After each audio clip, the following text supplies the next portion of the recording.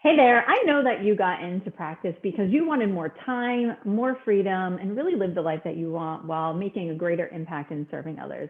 So you're probably wondering, how can I get more daytime hours?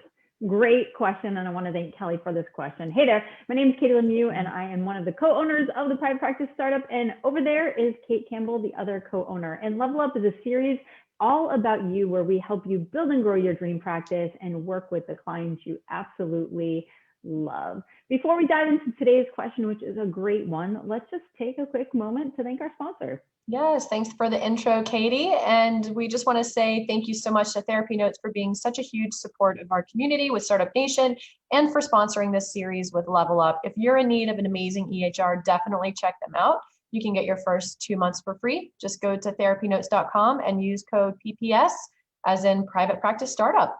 So let's dive into the question. Where should we start, Katie? I don't know. I kind of always feel like whenever you're making a change in your business, right? Like some anxiety comes up about the mindset shift, right? Because a lot of times we believe like I'll have to work weekends or I have to work late hours to serve my clients, but that's just a limiting belief.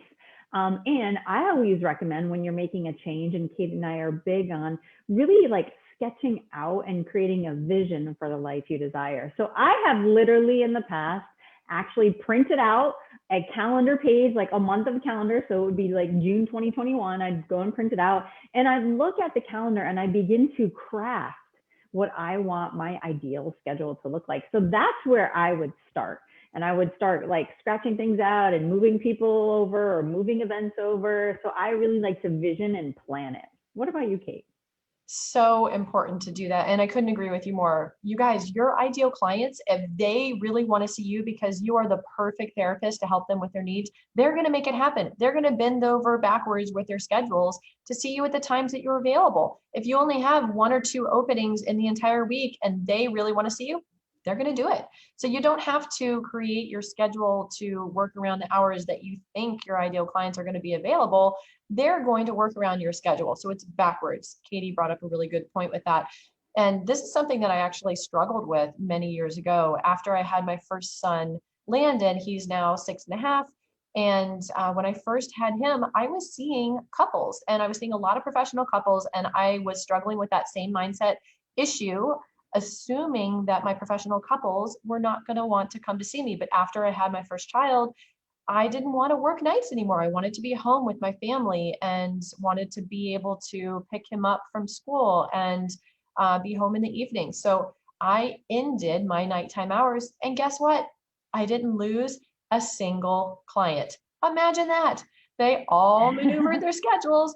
And as I was clear on my schedule and what needed to happen and was clear on my boundaries with them and let them know what my availability was, we were able to work that out. And that means no weekend clients and no evening clients. So Kelly, it's a great question and it's totally possible.